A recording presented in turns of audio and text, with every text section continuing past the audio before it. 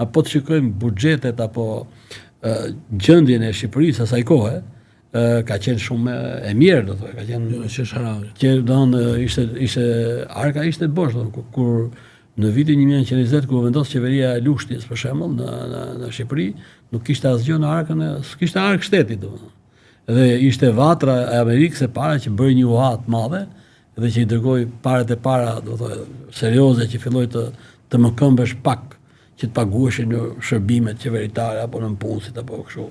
Kështu që ishte një gjendje shumë të miruar, domethënë, që të vendosen emigrant në territore të caktuara, duhet të mbështetësh financiarisht, duhet të ndërtojnë shtëpia, të ndërtojnë staf për menaxhimin e tyre. Po, ata s'kishin asgjë, ishin dëbuar me dhunë. Kështu që grekët u përpoqën të lozin me shqiptarët, fillimisht nuk e kundërshtuan idenë e shkëmbimit, sa të mbaronin punën, me fjalë, pastaj e kundërshtuan me forcë, kuptohet.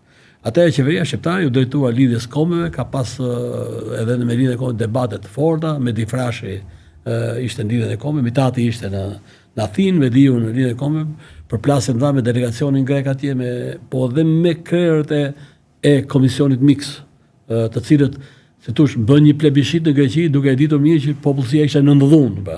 Një plebishit do mund bëhet se ku do të shkojë një popullsi kur ajo është në ndhunën ushtarake dhe të bandave. Ka drejtën e vetëvendosjes. Po, s'ka mundësi, fillon dhuna. Kështu që ka debate, kam botuar 2 vëllime për historinë e minoriteteve midis Greqisë dhe Shqipërisë, edhe i kam parë gjithë dokumentacionin të asaj kohe, britanik, francez, italian, gjithë ato që duhet, shqiptar po, dhe është pasuruar e plot në detaje gjithë kjo histori. Çfarë ka ndodhur fshat për fshat, do të thonë vit për vit, muaj me muaj, çfarë ndodhi dhe si u kriju gjithë ky proces i spasrimit etnik. Pastaj qeveria shqiptare u drejtua fuqive të mëdha.